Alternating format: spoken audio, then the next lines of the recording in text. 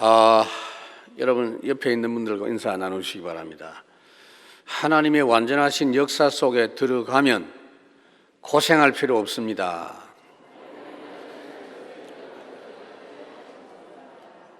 하나님은 우리를 이 땅에서 승리하기를 원하시고 우리를 구원하셨는데 구원받은 성도들이 살아가는 방법은 한 가지입니다. 하나님이 함께 하시겠다는 겁니다.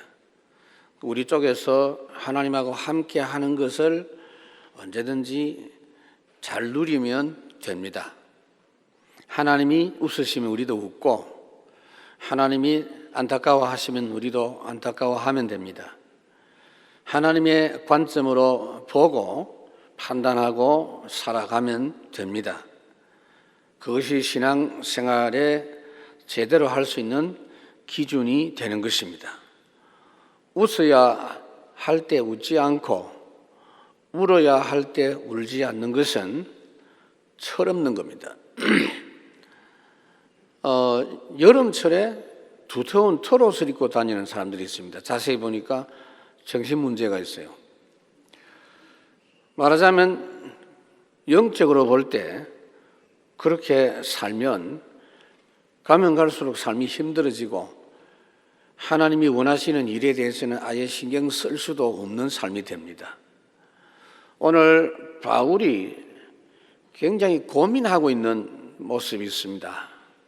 도대체 이 고민이 어떤 고민인지를 생각하고 여러분에게도 이 바울의 고뇌가 회복되는 한 주간 되기를 바랍니다. 고뇌하기 전에 구원받은 성도 여러분들이 먼저 회복해야 될 부분이 노래입니다. 감사합니다.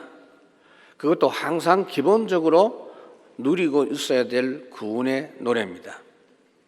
왜 그런가 하면 로마서 8장을 통해서 여러분들은 이미 확인이 됐습니다. 가능하면 로마서 8장은 여러분들이 암송이 될 만큼 자꾸 읽고 확인할 필요가 있어요. 성경 전체를 목사님 어떻게 그냥 한 페이지로 읽을 수 있습니까? 그렇게 묻는 사람에게 로마서 8장을 읽어라 라고 저는 이야기를 합니다. 로마서 8장이 우리에게 있어서 신앙생활의 대헌장이다 라고 보면 됩니다. 그래서 여러분들이 이미 확인한 내용이 뭐냐면 우리는 그리스도 안에 있는 천국 상속자입니다. 그리스도 안에 있다 이 말이 굉장히 중요합니다. 우리는 죽으면 언제라도 세상을 떠나는 순간에 새하늘 새 땅으로 갑니다. 지옥으로 가든지 천국으로 가든지 둘 중에 하나 가야 돼요. 둘 중에 하나 가게 돼 있어요. 그런데 여러분들은 새하늘 새 땅으로 들어갑니다. 거기는 뭐냐면 요한계시록 21장에 보니까 다시는 사망이 없고 애통하는 것이나 곡하는 것이나 아픈 것이 있지 아니하고 처음 있었던 것들이 다 지나간 것이다 그랬습니다.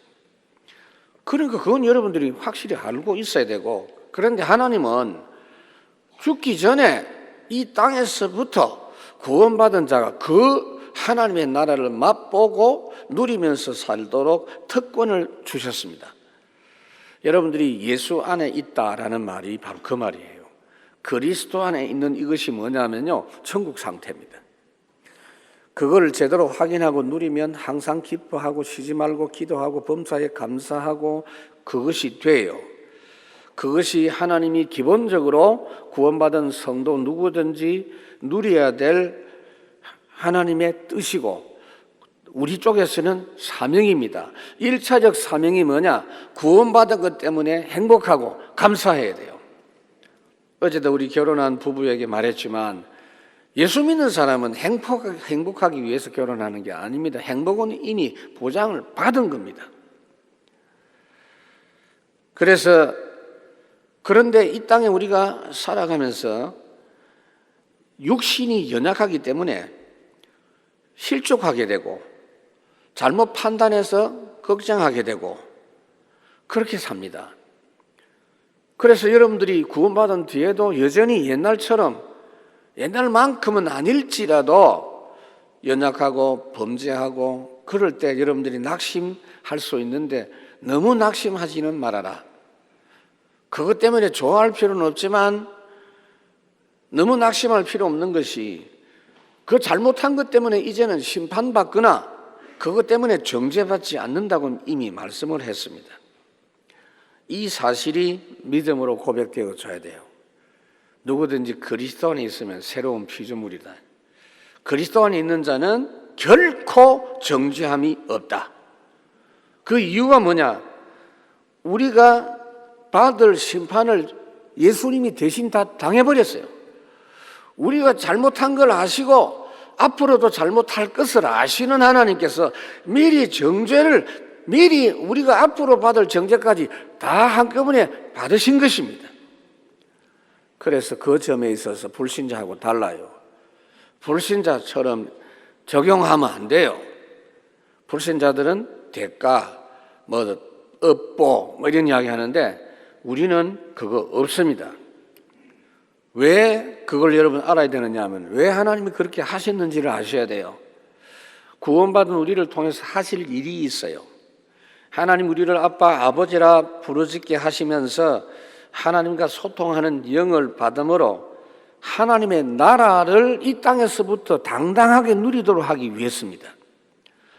이 땅에서 하나님의 나라 누릴 때 하나님 나라 증거가 나타나고 정인되기 때문에 세상 사람들이 하나님 나라가 저렇게 있구나 하는 것을 알게 되기 때문입니다.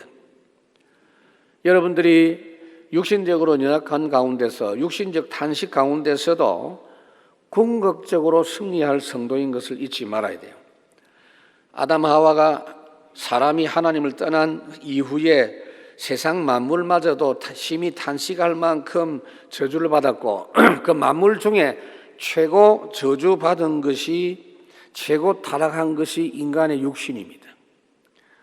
그래서 우리가 이 땅에 사는 날 동안에 이런 육체의 상태를 가지고 살기 때문에 고난을 당하고 또 하나님의 뜻대로 살지 못하는 이런 육신 때문에 많은 어려움들이 있고 탄식도 합니다. 그러나 그 탄식 가운데서도 우리가 하나님의 은혜를 받기 때문에 결국은 승리케 하신다라는 것이 확인되도록 해 주신다고 말씀했어요. 그래서 로마서 8장 18절에 생각하건대 현재 고난은 장차 우리에게 나타날 영광과 좋게 비교할 수 없도다. 소망을 미리 내다보고 현재 고난을 감당하도록 해 주시는 것입니다. 그렇게 우리의 미래와 내세까지도 미리 완전히 보장을 해 주셨습니다. 여러분, 이 땅에서 당하는 문제 걱정할 필요 없는 것이 주님이 이미 다 당하시고 이미 다 이기셨습니다. 너희가 세상에서 환난을 당하나 담대하라. 그 이유는 내가 세상을 이겼노라. 로마서 8장 37절에도 그러나 이 모든 일에 우리를 사랑하시는 이로 말미암아 우리가 넉넉히 이기느니라 그랬습니다. 그래서 여러분들이 하나님이 구원해 주신 축복을 받은 성도가 맞다면 구원받은 성도가 불신앙하는 것은 그 염려하는 자체는 큰 잘못입니다. 과거 문제 해결하시고 우리의 현재 문제 해결하시고 미래 문제까지도 이미 다 해결해 주신 그 그리스도의 구원을 안 믿는 불신앙이기 때문에 하나님을 무시하는 죄가 되는 것입니다. 그래서 어느 정도 여러분들이 신앙생활을 해야 되는가 하면 잘하고 열심히 하는 게 문제가 아니에요. 하나님의 구원에 대해서는 언제든지 확실한 해답과 평안을 가지고 힘을 가지고 노래할 수 있어야 됩니다. 오늘도 여러분 찬송했죠. 찬송으로 보답할 수 없는 큰 사랑. 노래 불렀습니까? 찬송 불렀습니까? 묻고 싶으네요. 이 구원에 감사가 없는 사람은 노래 불러요. 그것도 별 감동 없는 노래. 그 역사가 안 일어나잖아요. 구원의 축복을 진짜 알고 찬송하면 그 찬송 한 곡으로 그 주간의 현장 문제는 무너지는 줄로 믿습니다. 이제는 여러분들에게 어떤 문제든지 모든 문제는 우리에게는 문제가 아닙니다. 여러분의 개인의 구원 문제는 이미 다 끝났습니다. 그것부터 확실하게 결론 내려야 돼요. 가능하면 빨리 내리세요. 왜요? 그 다음 사명이 있기 때문입니다. 그 다음에 그 확인한 성도를 통해서 하나님이 하실 일이 있기 때문에 그게 뭐냐? 세상 멸망받을 이 세상을 향한 증인의 응답입니다. 전도하라가 아니요, 증인. 하나님은 우리를 부르시고 구원하실 때 우리가 먼저 하나님의 복을 받도록 해 주셨고, 먼저 받은 그 복을 증거를 삼아서 세상을 살리기를 원하십니다. 하나님이 아브라함을 부르실 때 뭐라고 말씀했죠? 아브라함의 평생에 대한 계획을 처음부터 밝혔는데 그것이 바로 우리에게도 그대로 해당돼요. 내가 너에게 복을 주겠다. 너는 복의 근원이고 모든 응답과 진짜 해결책은 너로부터 시작되고 모든 열방이 너 때문에 복을 받도록 하겠다 그랬습니다. 마가복음 3장에도 예수님께서 내가 너희를 부른 것은 너희와 함께 있기 위함이고 전도도 하고 귀신 쫓는 권세도 있게 하려 하심이라. 나를 따라오면 내가 너로 사람을 낚는 어부가 되게 하리라 그랬어요. 여러분, 우리는요 진짜 구원의 비밀을 알면 잘못된 사람들을 쫓아내고 추방할 필요도 없어요. 물러가라 할 필요도 없어요. 그거 물러간다고 해결되는 게 아니에요. 왜냐하면 근본 흐름 12가지 문제가 문제입니다. 이 근본 바탕이 이 문제이기 때문에 그 바탕에서는 문제가 끊임없이 나타나요. 그래서 그 근본 문제를 완전히 뒤바꿀 수 있는 그런 해결책을 그리스도께서 이 땅에 오셔서 해결하시고 그 내용을 우리에게 손에 쥐어 주신 것이 복음입니다. 그러니까 구원받은 성도는 1차적으로 개인적으로 복음 제대로 아는 것이 중요합니다. 복음 제대로 알고 복음 누리는 중에 우리에게 복음 운동이 일어나야만 이 땅의 문제가 해결돼요. 나를 통해서 복음이 역사가 일어나는 것이 복음 운동 아닙니까? 그 복음 운동 일어나야 사람이 살아나고 현장도 변화되게 돼 있습니다. 한여름에 잡초가 막 이렇게 자라는데 얼마나 빨리 자라는지 풀을 낫으로 다 제거하고 뽑았는데 금방 또 보면 풀이 자라요. 왜요? 밑바닥에 그대로 있기 때문입니다. 근본은 그대로 있기 때문입니다. 이 땅의 문제 여러분 해결한다고 해결된 게 아니에요. 세상 사람들이 해결하는 수준은 다 그런 정도입니다. 그래서 진짜 복음 운동하는 사람이 현장에 있으면 현장 문제 해결되기 때문에 하나님은요 기다려 주십니다. 창세기 18장에 보면 여러분 소돔 고모라 역사 속에 있었던 도시고 역사 속에서 불에 타서 심판받은 도시입니다. 폼페이 같은 그런 도시는 화산이 폭발해서 도시가 완전히 잠겨졌죠. 비슷합니다. 유황불로 불태워진 도시가 소돔 고모라인데 너무 악하고 타락해서 그렇다라고 알고 있는데 맞는 말인데 아브라함이 하나님께 질문했습니다. 하나님, 이 도시 살릴 수 있는 사람이 50명 되면 이 도시 멸하지 않을랍니까? 오케이. 50명 없다는 이야기요. 그럼 자꾸 내려갔습니다. 40명, 30명, 20명, 10명까지 내려갔어요. 근데 더 이상은 하나님께 물을 수 있는 용기가 안 나요. 혹시 하나님 5명이면 5명 있으면 멸하지 않겠습니까? 그렇게 해도 오케이 하셨을 거예요. 근데 정확하게 보면 한 명도 없었어요. 롯이 있었잖아요. 롯의 식구들이 있었잖아요. 있었지만 현장 살릴 복음의 능력을 못 누리는 사람이에요. 그러면 방법은 하나밖에 없어요. 불 태워서 그 도시 없애고 새로운 도시 시작하는 것밖에 없습니다. 참 복음 응답 누리는 전도자는 세상 살리는 눈이 열려지게 돼 있어요. 바울에게 그 응답이 오고 눈이 열려지고 기도가 본격적으로 진행되게 되어졌습니다. 그래서 오늘 바울이 말씀한 이 내용을 잘 보세요. 이게 바로 전도자의 탄식과 눈물입니다. 여러분들에게 이 탄식과 눈물이 확인되기를 바랍니다. 이 지금 전도자 바울이 탄식한 게 뭐냐면요, 민족의 멸망을 보고 탄식하는 전도자입니다. 여러분, 하나님은요, 구원받은 성도는 근심하지 말라, 아무것도 걱정하지 말라, 도대체 염려할 필요가 없다라고 말씀했어요. 요한복음 14장 1절에서 보니까 너희는 마음에 근심하지 말라, 하나님을 믿으니 또 나를 믿어라. 빌립보 4장에 보니까 아무것도 염려하지 말고 다만 모든 일에 하나님께 기도해서 하나님이 인도하는 대로만 살아가면 되지, 너희들의 판단과 너희들의 생각과 너희 대책은 불필요하다라고 말씀했어요. 특히 구원받은 성도가 의식주 문제 때문에 걱정하는 것은 하나님이 너무너무 싫어하는 겁니다. 무엇을 입을까 마실까 먹을까 염려하는 것은 불신자가 하는 것이다 그랬어요. 마태복음 6장에 보니까 예수님께서 이 부분을 놓고 역정을 내면서 구종을 하셨습니다.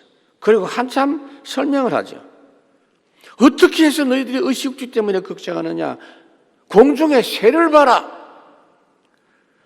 새가 사람보다 못한 존재 아닙니까? 그런데 새들이 어떻게 살아가느냐?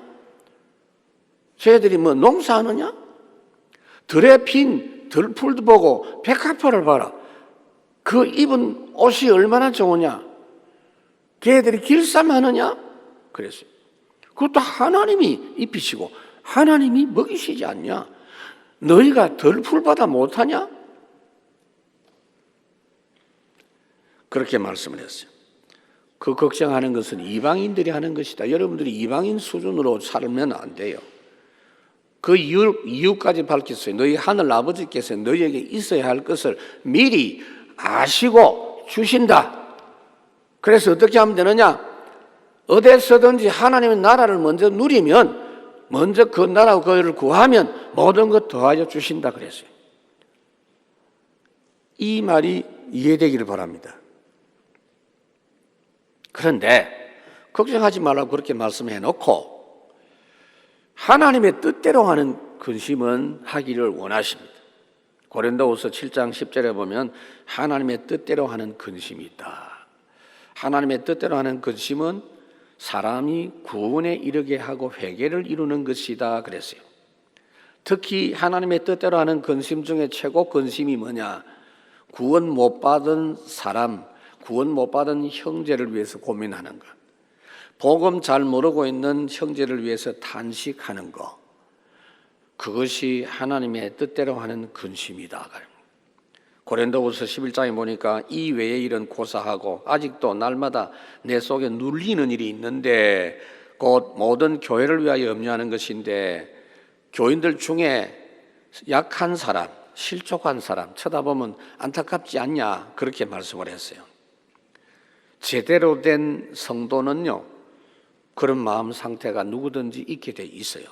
그래서 오늘 본문 1절부터 보면 내가 그리스도 안에서 참말을 하고 거짓말을 아니하노라, 나에게 큰 근심이 있는 것과 마음에 그치지 않는 고통이 있는 것을 내 양심이 성령 안에서 나와 더불어 증언하노니, 나의 형제 곧 골육의 친척을 위하여 내 자손이 저주를 받아 내 자신이 저주를 받아 그리스도에게서 끊어질지라도 원하는 바로라 그랬어요. 바울은 자기 민족을 사랑합니다. 이스라엘 민족. 누구에게나 자기 나라가 있고 누구에게나 자기 민족이 있잖아요.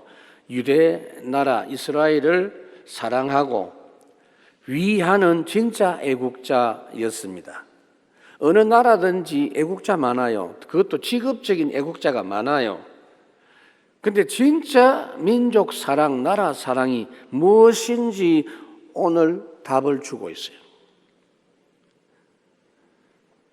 내 자신이 저주를 받아서 그리스도에게서 끊어질지라도 원하는 바로라. 이 말이 무슨 말이냐? 있을 수 없는 일이죠. 구원받은 사람이 예수님에게서 끊어지지는 않습니다. 그러나 그걸 가정을 한 거예요. 있을 수 없는 일이지만은 만약에 내가 지옥 갈 수 있고 우리 민족이 내가 지옥 가는 것 때문에 다 구원받을 수 있다면 차라리 내가 지옥 가는 걸 선택하겠습니다. 이게 민족 사랑의 마음이에요. 예수 믿는 사람은 나라 사랑하는 것이 하나님의 관점으로 나라를 위해야 됩니다. 6월 달에는 한국 전쟁이 일어난 달입니다. 6.25. 잊을 수 없는 사건 아닙니까? 한 300만 명의 사람이 죽거나 다쳤습니다. 지금은요, 전쟁 터지면 그 10배로 피해가 올 것이고, 그래서 6.25를 기념합니다. 근데 다 틀린 이야기를 합니다. 저 북쪽에서 내려와서 전쟁이 터졌기 때문에 저 북쪽 것들이 문제다. 또 아니다. 이제 그때는 그때고 지금은 북쪽이나 남쪽이나 같은 민족 아니냐. 그런 이야기를 합니다.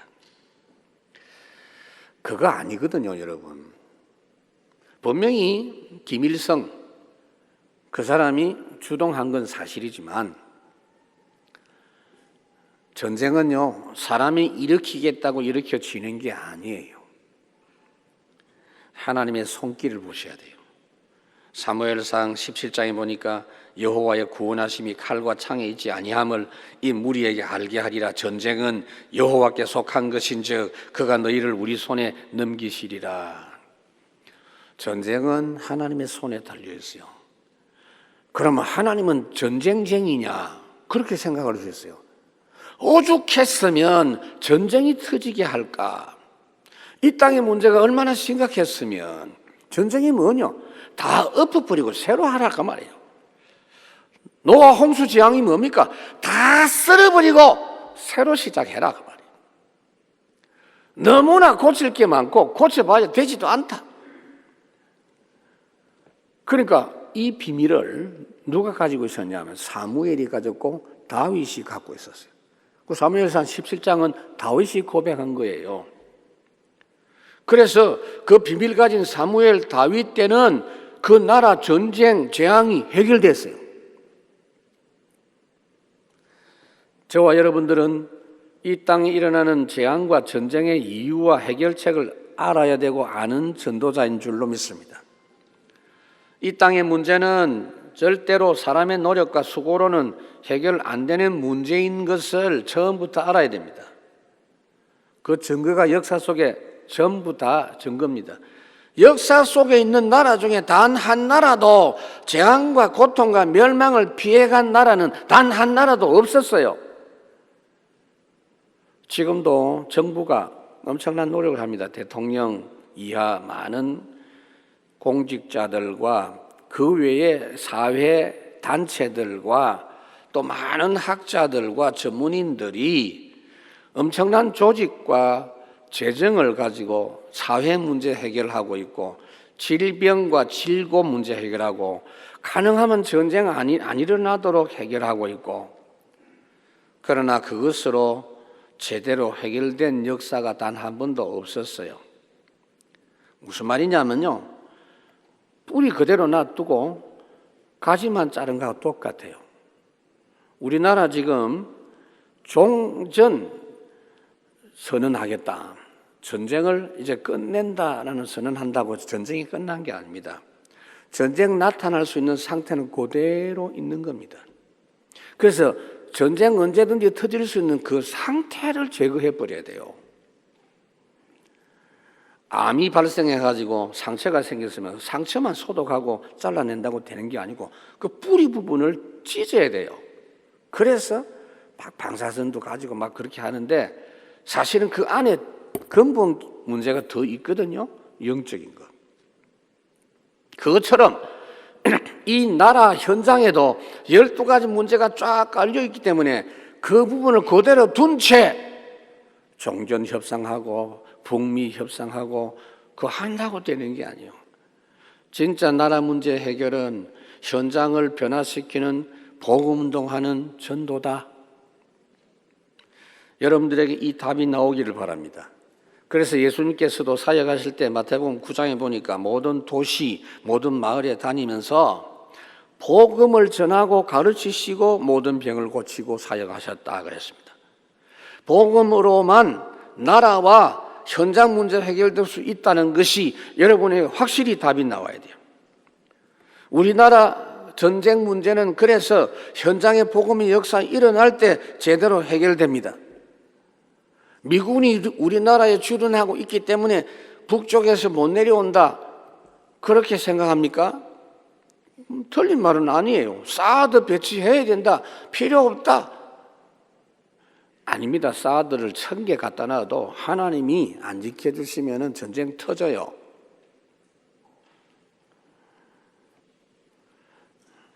미국을 믿어서 안 돼요. 하나님 믿어야지.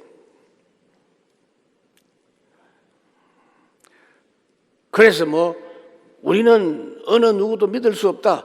우리끼리 잘하다. 뭘 또 우리끼리 잘해? 우리끼리 하나도 안 되는데. 제대로 하나님 믿고 복음 운동해야 돼요.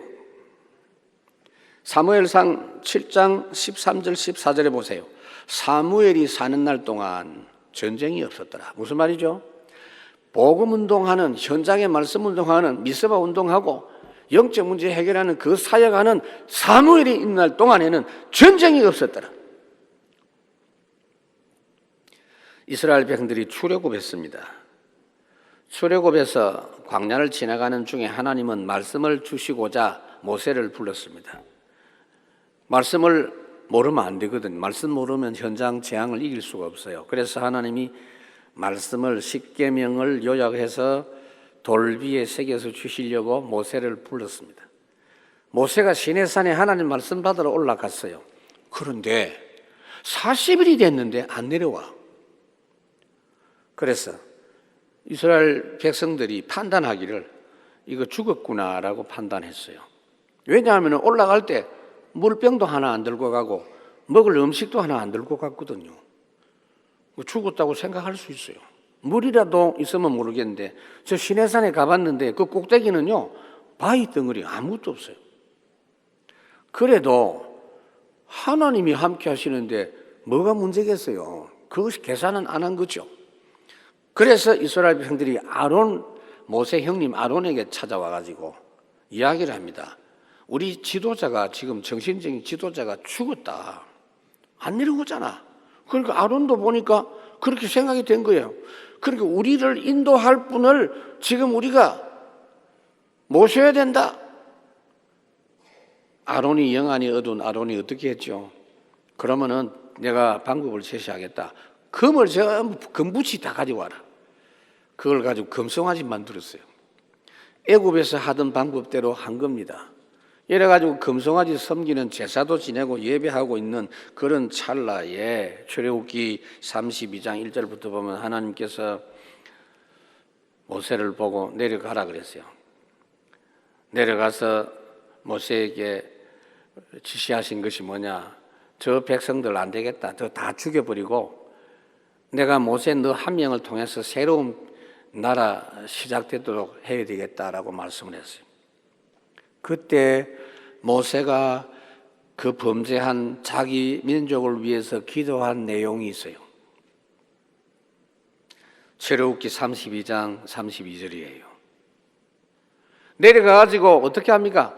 너무 화가 났어요. 이것들이 이럴 수가 있냐? 말씀 없는 민족은요 금방 그렇게 바뀝니다. 생각 속에 복음으로 말씀으로 무장 안 되면 누구든지 그럴 수밖에 없어요. 그들에게 두 돌판을 던져버렸어요.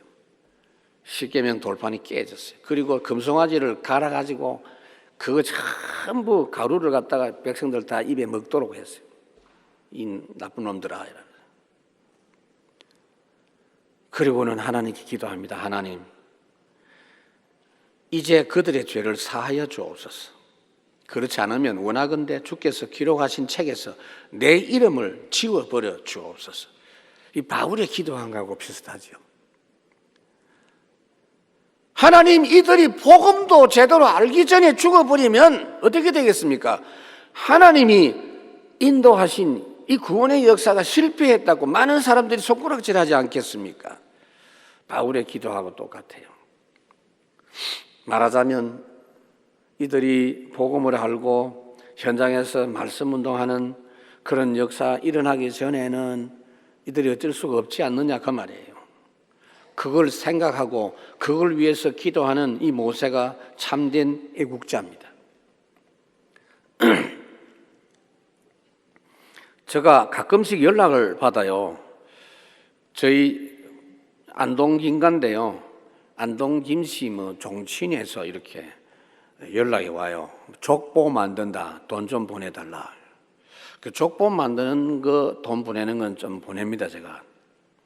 근데 우리 몇 대 선조 무덤을 이번에 새로 보수하고 거기 또 제를 지내야 되는데 돈을 보내주십시오. 그거 보낼 수 없죠. 그러면요, 문자가 오거나 전화가 옵니다. 이 뿌리도 모르는 놈아 이러면서. 그래서 내가 한마디 해주세요. 진짜 네가 뿌리 모르는 놈이다. 진짜 뿌리는 하나님이다 이놈아. 내가 그랬어요. 뿌리를 찾으려면 제대로 찾아야 되지. 그런 이야기하고 맙니다. 자기 집안 생각한다고 하는 게 그 정도예요. 그리고 후손이 잘 된다고 하는 그거죠. 천만에. 나라 살아가는 방법 여러분들이 똑바로 하셔야 돼요. 단순하게 교회 숫자 모으고 부흥시키는 그런 전도가 아닙니다. 엘리사가 어떤 사람이에요? 구약시대 가장 복음운동을 잘한 분입니다. 엘리사가 현장에서 말씀운동해서 나라의 저주 재앙을 해결하고 특히 전쟁이 계속 일어났는데 엘리사 사역하고 전쟁이 끝나버렸어요. 전쟁이 없었어. 그래서 그 엘리사가 죽을 때 열왕기하 13장 14절에 보면 왕이 엘리사 죽는 걸 보고 뭐라고 했느냐. 요아스 왕이 내 아버지여 내 아버지여 이스라엘의 병거와 이스라엘의 마병이여 그랬어요. 이스라엘의 병거와 이스라엘 군대입니까? 엘리사가? 똑같아요. 왜요? 엘리사가 기도하면 나라 군대 문제 해결되고 전쟁 문제 해결되고 군인들이 안 가는데도 이겨버려요. 그리고 나라를 위해서 계속 기도하는데 이 적군이 어디서 오면 이런 것까지 다 알게 됐다는 거예요. 하나님께서 알게 해주셨어요. 그런 역할을 하나님이 하도록 해주셨다 그 말입니다. 동족의 복음의 무지를 탄식한 전도자입니다. 4절 5절에 보니까 그들은 이스라엘 사람이라 그들에게는 양자됨과 영광과 언약들과 율법을 세우신 것과 예와 약속들이 있고 조상들도 그들의 것이요 육신으로 하면 그리스도가 그들에게서 나셨으니. 여러분 로마서 어려운 책 아니에요. 중요한 책입니다. 이 말씀이 무슨 말씀이냐면요, 안타까운 것은 이스라엘 백성들은 복음을 가장 잘 알 수 있는 조건 가지고 있는데도 복음 하나만 모른다는 거예요. 그 이야기예요. 올바른 믿음 가질 수 있는 최고 조건 가졌다는 거예요. 무슨 말이냐? 하나님이 택하셨다. 양자됨이라고 말하는 하나님이 택한 민족이다 그 말이에요. 영광과 이 말은 세계적으로 많은 민족이 있는데 특별히 이스라엘 민족을 하나님 불렀어요. 아브라함 불러가지고 민족을 형성하죠. 그리고 언약을 계속 전달받았어요. 아브라함 때부터 언약이 계속 언약들과 모세를 통해서 율법을 세우신 것, 그리고 모든 하나님께 예배하는 방법과 제사하는 방법을 이스라엘 백성들에게 다 가르쳐 줬어요. 그리고 약속들이 있고 그랬죠. 구약 성경 전부가 다 약속입니다. 그리고 구약 성경이 이스라엘 사람들의 글자, 히브리 글자로 기록되어 있어요. 그 중에 최고 조상이 누굽니까? 아브라함.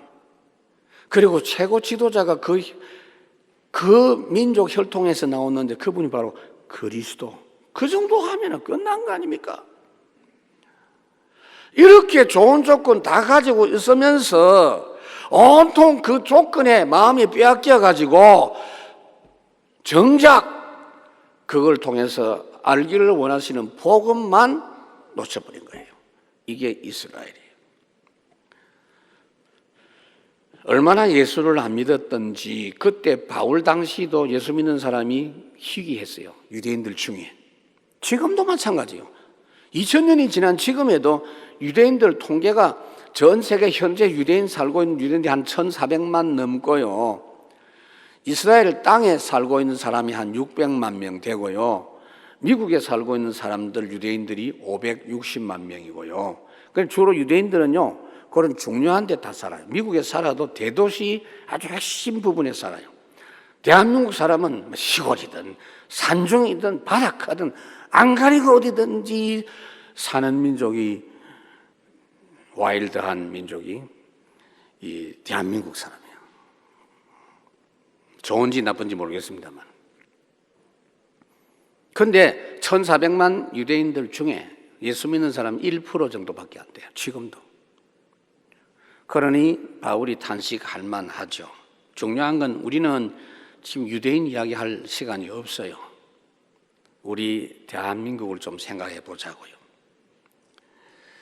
여러분, 우리나라는 참 현재 복을 받았잖아요.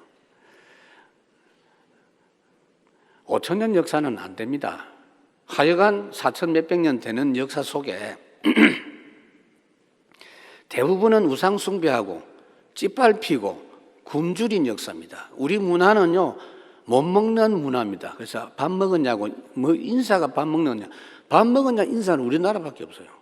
어느 나라 가도 뭐 안녕하냐, 이래 뭐 행복하냐 이래 되지. 먹었냐, 뭐 짐승입니까? 뭐. 그만큼 우리는 굶주린 민족이에요. 거기에 130년 전에 하나님이 이 땅에 복음이 들어오게 하셔서 지금은요, 전 국토 십자가 없는 데가 없어요. 밤에 산 꼭대기 올라가 보면 전부 십자가 환합니다. 비행기 타고 내려보면 대한민국 하늘 전부 십자가 쫙 보입니다. 그걸 늘 보던 우리 교인들이 우리 교회 건물 꼭대기 십자가 없는 걸 안타깝게 생각하고 십자가 달자 해서 달았습니다.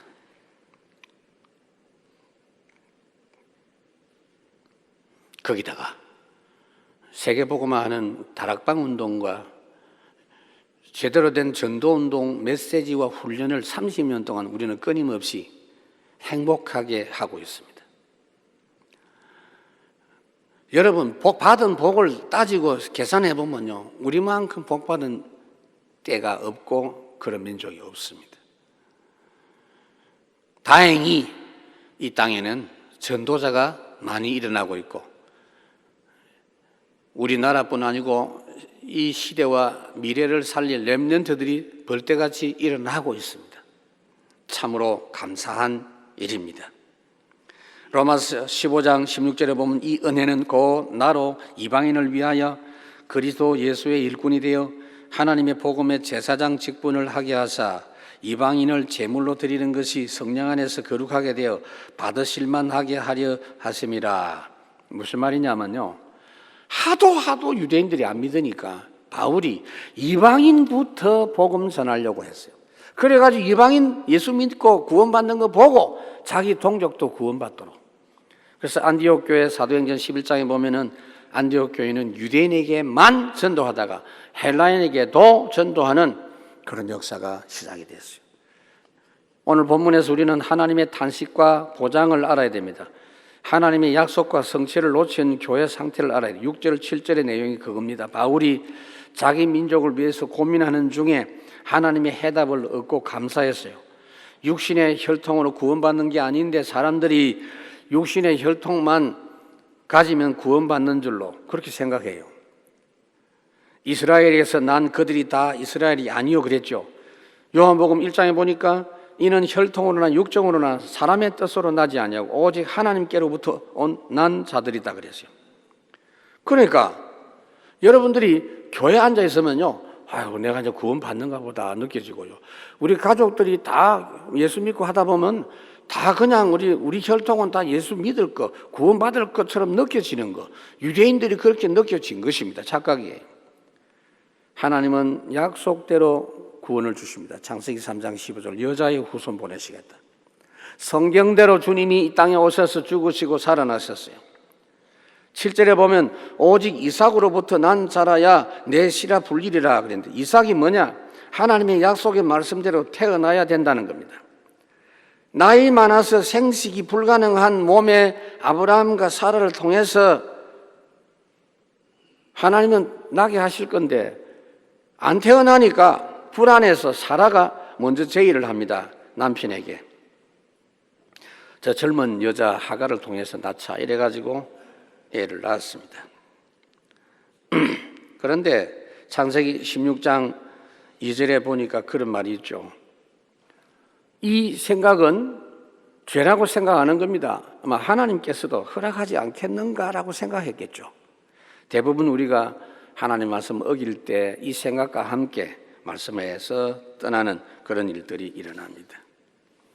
거기서 태어난 이스마엘 때문에 지금까지 2000년 동안 세상이 시끄럽고 지금도 그 중동 지역은 분쟁 지역입니다. 교회가 육신 노력과 종교에 빠져 있습니다. 8절부터 보면 육신적으로는 이스마엘도 이삭의 자녀죠.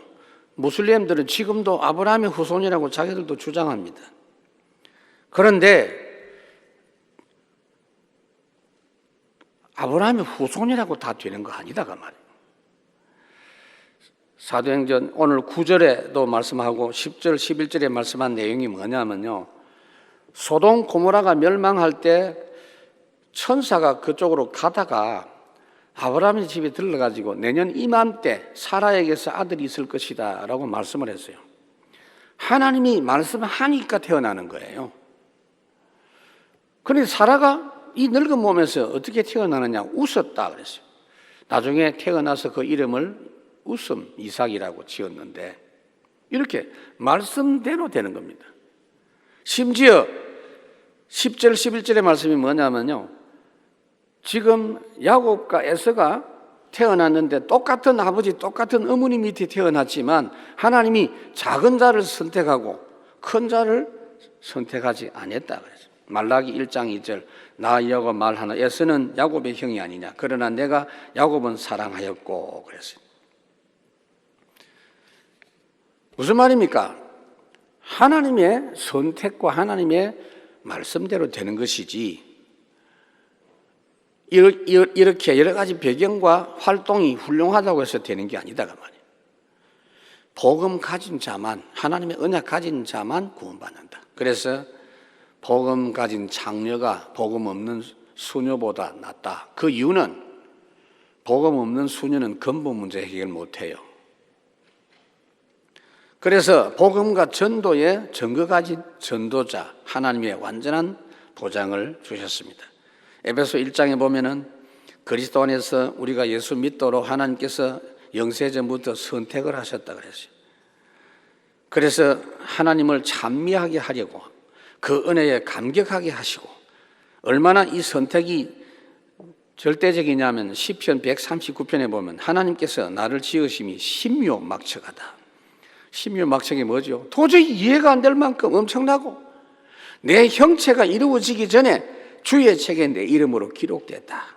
그러니까 구원받은 자는 처음부터 보장된 자고 전도자는 그걸 알고 누릴 때 확신과 찬양과 증거가 나타난다 그 말이에요. 말씀을 맺습니다. 주는 그리스도시요 살아계신 하나님의 아들이십니다. 그 신앙 고백한 그 본문이 마태복음 16장인데 그 말씀 주시기 전에 3절에 보면 너희가 하늘의 천기는 분별할 줄 알면서 시대의 표적은 분별할 줄 모르느냐. 저녁에 하늘이 붉으면 내일은 날씨가 좋겠구나. 아침에 하늘이 붉고 구름이 있으면 오늘 날씨가 굳겠구나. 그렇게 보통 판단하는데 그건 알면서 시대의 표적은 분별할 줄 모르느냐 그랬어요. 전쟁 문제, 재앙 문제, 오늘 여러분들은 똑바로 보셔야 됩니다. 군사 문제가 아닙니다. 남북 문제가 아닙니다. 전도 문제입니다. 복음 문제입니다. 자꾸 우리 민족끼리 그러는데요. 하나님 싫어합니다 그러면 하나님이 대한민국 백성의 하나님입니까? 아닙니다. 진짜 우리 민족이 누굽니까? 그리스도의 사람이에요. 우리 백성.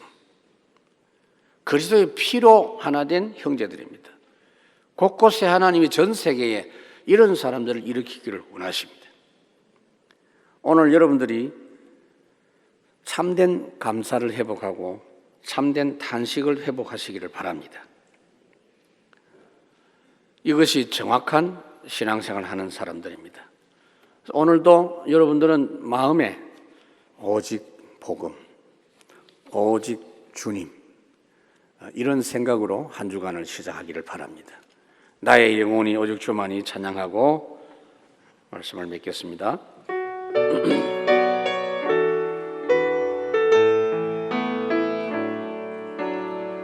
나의 영혼이 잠잠히 하나님만 바라며 나의 구원이 그에게서 나하는 도다. 나의 영혼아 잠잠히 하나님만 바라라.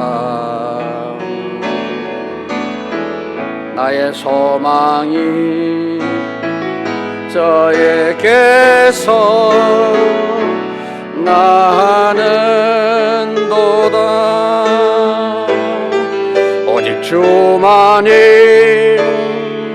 나의 반석, 나의 구원이시니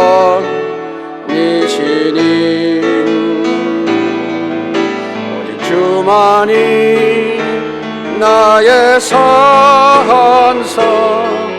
내가 요동치 아니하. 나의 구원, 나의 영광,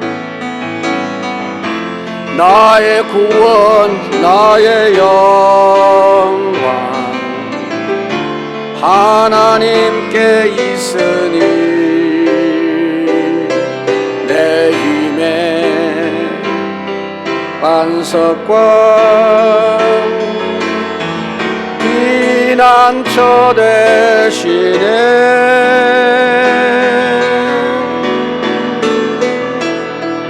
오직 주만이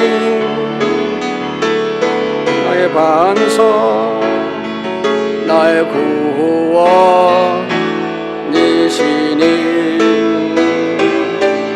오직 주만이 나의 산성,